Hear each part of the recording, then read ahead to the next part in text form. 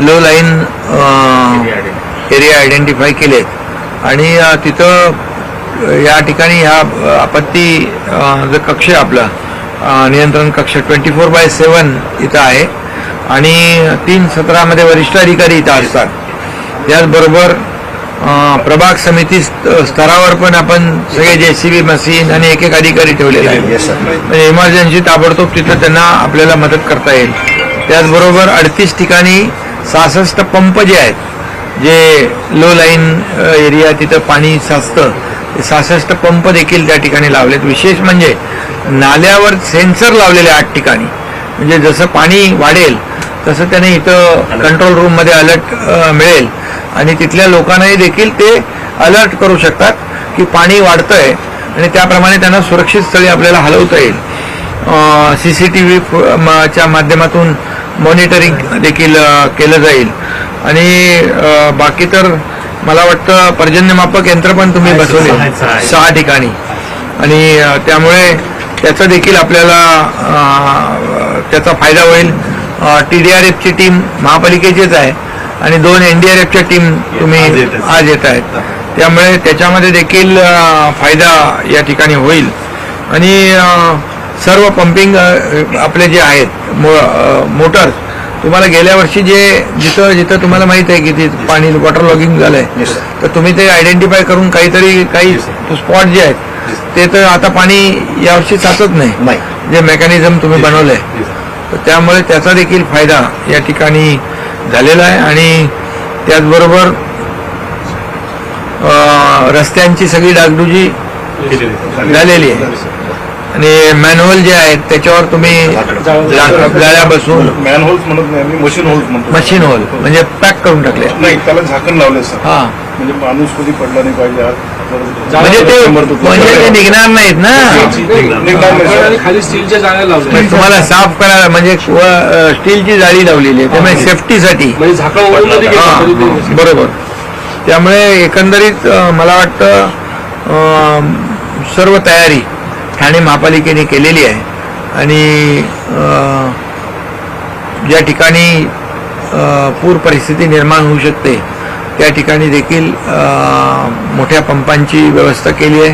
तिथे माणूस देखील तिथं 24 तास माणूस तिथं थांबणार आहे म्हणजे 3 शिफ्टमध्ये.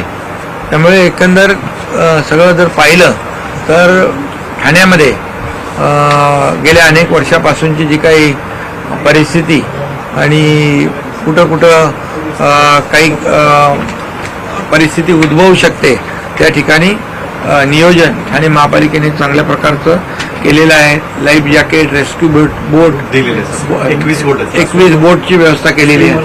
स्विमर्स आहेत ते पट्टीचे स्विमर्स आहेत 15 स्कुबा डायव्हर्स आहेत ते त्यांनाही देखील त्यांनी घेतलेलं आहे. रेल्वे आणि आपण ठाणे महापालिका मिळून नाल्याची सफाई देखील कलवट सफाई रेल्वे कलवट ते देखील आपण चांगल्या प्रकारे केलेलं आहे. त्यामुळे मला वाटतं या ठिकाणी अतिशय साथीचे आजार पसरू नये म्हणून त्याची व्यवस्था केलेली आहे. औषध साठा आणि हे त्यामुळे मला वाटतं हा पाऊस जो आहे हा 15-16 दिवस अगोदर आलेला आहे आणि पाऊस आलाय तो पण अगदी जुलैमध्ये जसा पावसाळा असतो तसा पावसाळा आलाय आणि मला वाटतं पाऊस देखील किती मिलीमीटर पडला पाऊस 135 मिलीमीटर पाऊस पडला म्हणजे जास्तीचा पाऊस पडलाय. मुंबईमध्ये 250 मिलीमीटर पाऊस पडलाय पण 135 म्हणजे आपण एकंदरीत 50-55 मिलीमीटर अपेक्षित करतो पण 135 मिलीमीटरचा पाऊस पडलेला असताना देखील या ठिकाणी ठाण्यामध्ये कुठेही पाणी साचलेलं नाही आणि साचलं असेल ते तात्काळ पंपाने काढण्याचा निचरा करण्याचा हे प्रयत्न झालेला आहे. त्यामुळे नागरिकांची सुरक्षा सगळ्यात महत्त्वाची आहे आणि म्हणून कॉन्टॅक्ट आणि कम्युनिकेशन आणि कोऑर्डिनेशन अशा पद्धतीने तुम्ही ठाणे महापालिका काम करेल आणि त्यामुळे रिस्पॉन्स टाईम जो आहे तो कमी झाला. एखाद्याची कंप्लेंट आली तर ताबडतोब त्याला रिस्पॉन्ड करून तिथं आपली त्या भागातली यंत्रणा तिकडे पोहोचेल. पाऊस पडायला सुरुवात झाली की कामगार उभं राहणार इमिडिएटली आणि म्हणजे पाऊस आता पाऊस पडतोय ना, तुमचे माणसं उभे आहेत. हा, त्यामुळे त्या स्पॉटवर माणसं आहेत. त्यामुळे रिस्पॉन्स टाइम जो आहे तो रिस्पॉन्स टाइम कमी असेल तर होणारी दुर्घटना, जीविताची आणि मालमत्तेची हानी होणार नाही आणि झिरो कॅज्युअल्टी हे एक फोकस आपण ठेवलेला आहे की कुठल्याही परिस्थितीमध्ये लोकांची गैरसोय होऊ नये आणि जिथं लँडस्लाईड सारखं जो जागा आहे ते पण आयडेंटिफाय केलेलं आहे. मुंबऱ्याचं तुमचं हेच स्ट्रेंथनिंगचं काम चालू आहे. तुम्ही हे जाळीचं काम हां, आणखी जिथं जिथं स्पॉट आहेत तिथं देखील आपल्याला तशी मुंबईमध्ये पण देखील मी सूचना केलेल्या आहेत, तिथं देखील काम सुरू आहे.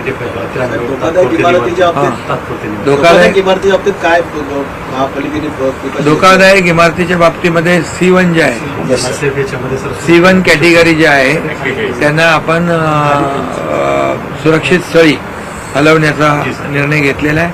त्यामुळे कुठेही जीवितहानी होणार नाही याची काळजी महापालिकेने घेतलेली आहे. ठाणे महानगरपालिकेचा विषय झाला.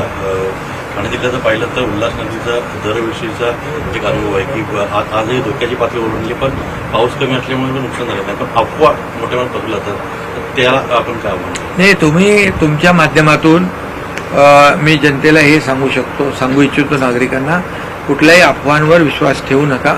आता जिथं रेड अलर्ट आहे, ऑरेंज अलर्ट आहे, त्या ठिकाणी देखील नागरिकांनी देखील काळजी घेतली पाहिजे. नियम आणि बंधनं सोडा, पण आपण स्वतःहूनच आपल्या आणि आपल्या परिवाराची काळजी घेतली पाहिजे आणि जिथं धोका उद्भवू शकतो तिथं जाणं टाळलं पाहिजे.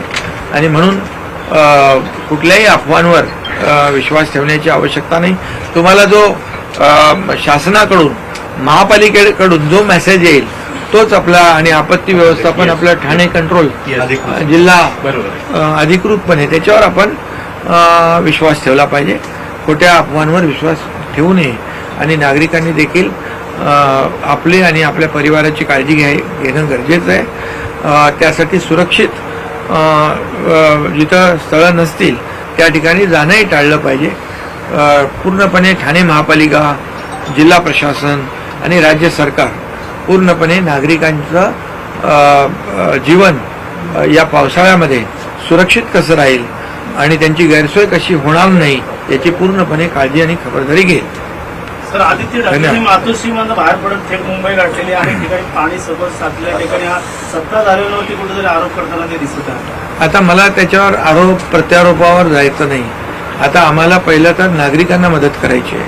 ही आपत्ती आहे. या आपत्तीमध्ये संकट काळामध्ये किंबहुना जे पावसाचं प्रमाण ज्या पद्धतीने वाढलेलं आहे आणि बिफोर टाइम पाऊस 15 दिवस अगोदर आलेला आहे, त्यामुळे जी काही थोडी तारांबळ उडालेली आहे आणि नागरिकांची गैरसोय झालेली आहे, त्यांना मदत करायची. आम्हाला पहिला आमचा फोकस मदतीवर आहे. राजकारण करणाऱ्यांनी राजकारण त्यांना काय प्रत्येक गोष्टीमध्ये राजकारण करायचं असतं. गेले 25 वर्ष मुंबईमध्ये कोण होतं आपल्याला माहीत आहे. त्यामुळे मला आता त्याच्यावर काही भाष्य करायचं नाही आहे. आता फक्त आमची सगळी जी टीम आहे आपत्ती व्यवस्थापनाची, ती लोकांना मदत करण्याचं काम करते आहे. कोल्हापूरमध्ये देखील मोठ्या प्रमाणात पाऊस पडतोय. कोल्हापूरमध्ये देखील मोठ्या प्रमाणात आलमट्टी धरणाची उंची वाढवणारच असं तिथल्या उपमुख्यमंत्र्यांचं म्हणणं आहे. कुठेतरी कुठल्याही परिस्थितीमध्ये आपल्या कोल्हापूरकरांवर आपत्ती येणार नाही यासाठी सरकार पूर्णपणे खबरदारी घेईल. सरकार पूर्ण काळजी घेईल. धरणाची उंची वाढवण्यावर ते ठाम आहे तिथलं सरकार. अरे बाबा, ठीक आहे ना, उंची वाढवण्यावर ठाम आहे. काय कुठे कोणाचा सरकार आपलंही आहे ना. आपल्या सरकारची आमची जबाबदारी आहे ना की कोल्हापूरवासियांच्या जीविताचं रक्षण करणं, त्यांच्या मालमत्तेचं रक्षण करणं आणि पूर त्या भागामध्ये न येण्यासाठी जे काही कुणाशी बोलायचं ते मुख्यमंत्री आहेत, आम्ही बोलू ना. तुम्ही गेले होते, अशी दुर्घटना होऊ नये यासाठी दरड कोसळण्याच्या भागात कशा प्रकारची तयारी आपल्याकडनं करण्यात आली आहे? दरड या बाबतीमध्ये मुख्यमंत्री महोदयांच्या अध्यक्षतेखाली 2 बैठका झाल्या. एक आपल्या राज्यस्तरीय बैठक झाली, एक बैठक झाली army, navy, air force, NDRF, SDRF, coast guard या सगळ्यांच्या बरोबर बैठक झाली आणि त्यामध्ये दरड प्रवण क्षेत्र जे आहे याचे आयडेंटिफिकेशन झालेले आहेत आणि त्या ठिकाणी सुरक्षित सुरक्षेच्या दृष्टीने नागरिकांच्या जीविताचं मालमत्तेचं नुकसान होऊ नये यासाठी काळजी घेण्याच्या सूचना दिलेल्या आहेत. तर शेतकऱ्यांना मोठं नुकसान झालं साहेब, म्हणजे बांधा ते बांधा तुम्ही पुन्हा कशाप्रकारे शेतकऱ्यांना शेतकऱ्यांच्या नुकसानीचं पंचनामे करण्याचे आदेश सूचना दिलेल्या आहेत. मी कालपासून देखील अनेक कलेक्टर जिल्हाधिकारी यांच्याशी बोलतोय आणि ज्या ज्या ठिकाणी नुकसान झालेलं आहे, आज अजितदादा देखील आपण पुण्यामध्ये त्यांनी देखील पाहणी केलेली आहे. मुख्यमंत्री महोदय देखील त्याचा आढावा घेत आहेत. मी आणि आता आपले डिझास्टर मंत्री गिरीश महाजन आम्ही देखील BMCच्या कंट्रोल रूममध्ये होतो, राज्य आपत्ती व्यवस्थापनाच्या कंट्रोल रूममध्ये होतो. त्यामुळे सगळी सिस्टीम जी आहे, सगळी यंत्रणा काम करते, शासन प्रशासन कामाला लागलेलं आहे. आज थाने में जो आपत्ति व्यवस्थापन का जायजा लिया है, बहुत ही अच्छी तरह से ये आपत्ति व्यवस्थापन 24/7 ये अलर्ट है. तीनों शिफ्ट में लोग काम कर रहे हैं यहाँ पर और हर वार्ड लेवल पर हमारी मशीनरी और लोग तैनात है. रिस्पांस टाइम बहुत ही कम है, कम समय में लोगों को जाके मदद मिलेगी. यहाँ पर 52 स्पॉट आइडेंटिफाई किया है. वो जो लो लाइन एरिया है वहाँ वाटर लॉगिंग हो सकती है, वहाँ पंप 66 पंप जो है उसका इंतजाम किया है. कुछ 8 नाले पे सेंसर भी बिठाया गया है क्योंकि वहाँ पानी भरेगा तो वहाँ लोगों को अलर्ट कर सकते हैं, वहाँ लोगों को बाजू में सेफ जगह पे सुरक्षित रख सकते हैं. ये ऐसा सब जो नियोजन है वो पूरी तरह CC कैमरा को लगा दिया है, उसका यहाँ पर ये कंट्रोल रूम में दिखाई देगा. तो पूरी तरह जो भी और यहाँ पर सब सीनियर ऑफिसर यहाँ बैठेंगे और फोन की लाइनें भी काफ़ी है. हंटिंग लाइन से यहाँ 13 हॉटलाइन है क्योंकि फोन भी बिजी नहीं आएगा, सबको फोन में बात कर सकते हैं, कंप्लेंट कर सकते हैं और तुरंत उनको मदद करने का इंतजाम यहाँ पर नियोजन ठाणे कारपोरेशन ने किया हुआ है. ठाणे कारपोरेशन और जिला प्रशासन और स्टेट प्रशासन, राज्य प्रशासन, ये सभी लोग पूरी तरह अलर्ट है. सब लोग काम पर कर रहे हैं और मुझे लगता है कि इस बारिश में इतना तेज बारिश हुए पहली बार 100 साल में. लोग बोलते हैं इतने पहले 15 दिन पहले बारिश आया ही नहीं और 250 मिलीमीटर बारिश मुंबई में गिरा, 150 मिलीमीटर बारिश थाने में गिरा और ऐसे परिस्थिति में भी थाने में पानी जमा नहीं हुआ है, वाटर लॉगिंग नहीं हुई है. इसका मतलब है कि लोग हमारे काम कर रहे हैं और फील्ड पे काम कर रहे हैं. धन्यवाद. जो है बिल्डिंग के भाग का जो हिस्सा कुछ ढह गया है, म्हाड़ा का बिल्डिंग का कुछ माहिम में म्हाड़ा की बिल्डिंग है वो, उसका कुछ पार्ट जो है डैमेज हुआ है, लेकिन कोई भी वहाँ पर कैजुअलिटी नहीं है. सर आपके निर्देश से थाने में जो ऐसी बिल्डिंग है उनको क्या कुछ निर्देश है? कोविडच्या बाबतीमध्ये पूर्णपणे काळजी घेतलेली आहे. आरोग्य विभाग पूर्ण लक्ष ठेवून आरोग्य मंत्र्यांशी माझी सातत्याने चर्चा झालेली आहे आणि या बाबतीमध्ये कोविडच्या संदर्भात आरोग्य व्यवस्था पूर्णपणे अलर्ट मोडवर आहे. लोकांनी घाबरून जाण्याची गरज नाही, काळजी घेण्याची गरज आहे.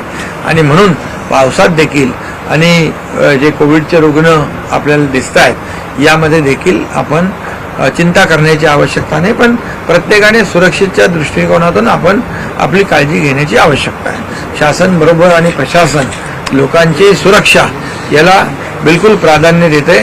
0 कैजुअलिटी यही हमारा टार्गेट है. देश विदेशातील प्रत्येक घडामोडींचे लाईव्ह अपडेट मिळवण्यासाठी आता साम टीव्हीच्या सर्व सोशल मीडिया प्लॅटफॉर्मला लाईक, फॉलो आणि सबस्क्राईब करा. तसंच सर्व नोटिफिकेशनसाठी बेल आयकॉन प्रेस करायला विसरू नका.